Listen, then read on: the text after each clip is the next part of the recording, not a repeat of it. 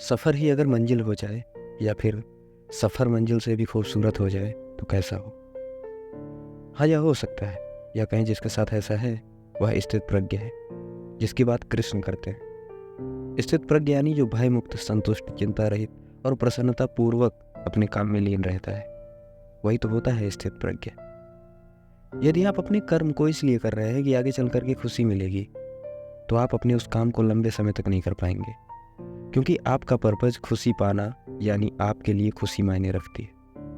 ना कि आपका कर्म या वह जिसे पाकर आपको खुशी मिलेगी। क्योंकि कर्म के सफ़र के दौरान आपको बहुत बार ऐसे आनंद भोगने के अवसर मिलेंगे जो कि बहुत ही आनंदमय होंगे, और फिर आप अपने आप को उस ओर आकर्षित होने से रोक नहीं पाएंगे, क्योंकि आपके लिए खुशी मायने रखती है, आनंद मायने रखता है, और आपको वह यहाँ ही मिल गया। किसी भी लक्ष्य या कार्य की शुरुआत करने से पहले आपको उस कार्य को करने के कारण के विषय में जानना चाहिए, और आपके लक्ष्य के बीच के सफ़र के दौरान या आपकी पूरी जिंदगी में यह हमेशा महत्वपूर्ण होता है कि आपके लिए महत्वपूर्ण क्या है, या आपके लिए मायने क्या रखता है, आप किसको ज़्यादा अहमियत देते हैं। आप एक बार खुद पर गौर कीजिए और देखिए कि आप अक्सर कामों को क्यों करते हैं। क्या आप अक्सर कामों को उससे मिलने वाली खुशी के लिए करते हैं, या इसलिए करते हैं कि काम कितना ज़रूरी है। किसी काम को करने की कसौटी क्या रहती है आपके मन में। जिंदगी में आप अक्सर इसलिए उलझे रहते हैं क्योंकि आपको अपने बारे में ही नहीं पता। जब कोई आपको कहता है कि खुद को जानो, खुद को पहचानो, या कहें ये जानो कि तुम कौन हो,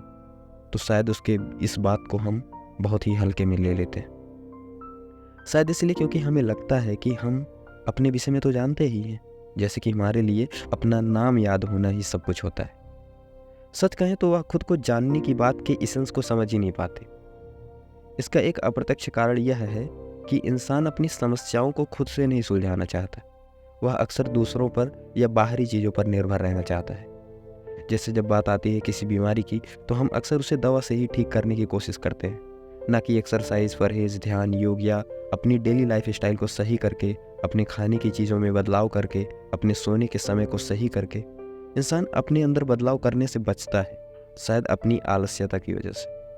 तो जब कोई कहता है कि पहले खुद को जानो या खुद को पहचानो, तो वो ये कह रहा है कि तुम उन चीज़ों की असलियत को जानो, जैसे कि तुम्हारी पसंद क्या है, तुम्हारा नज़रिया क्या है किसी चीज़ को देखने का,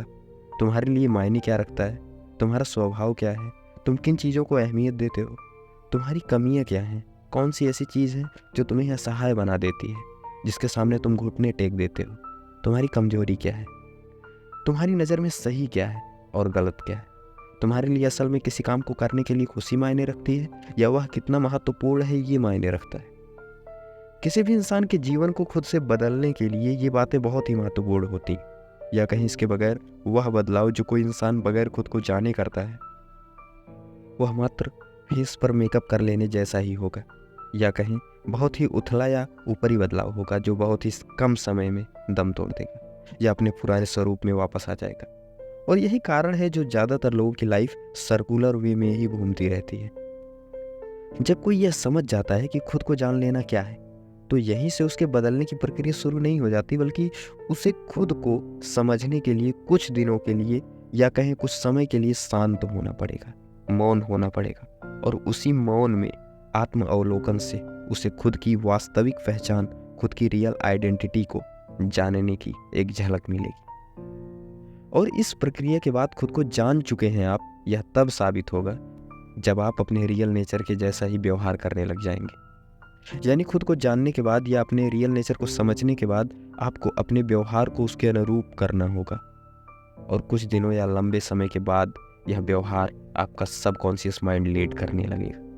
और फिर आपके उत्तर अलग होंगे पहले से, क्योंकि आपका नज़रिया बदल चुका होगा, आपकी सोच बदल चुकी होगी। या हो सकता है कि किसी समय आपके लिए किसी के चेहरे की खूबसूरती मायने रखती थी, और अब उसका स्वभाव, उसका नेचर मायने रखने लगा। इस प्रकार ही किसी का जीवन स्थायी रूप से बदलता है। यही है खुद को जान लेने का परिणाम। यही है जब कोई खुद को जान लेता है, तो वह जीवन में अपने लक्ष्य को, अपने विजन को जब बनाता है ना, तो वह सफ़र को भी एंजॉय करता है, क्योंकि फिर उसके लिए वह सफ़र मायने रखता है, ना कि खुशी, और ना ही कोई बाहरी चीज़, और ना ही मंजिल। और इस तरह ही खुद को जान लेने वाला व्यक्ति ही स्थित प्रज्ञ हो सकता है।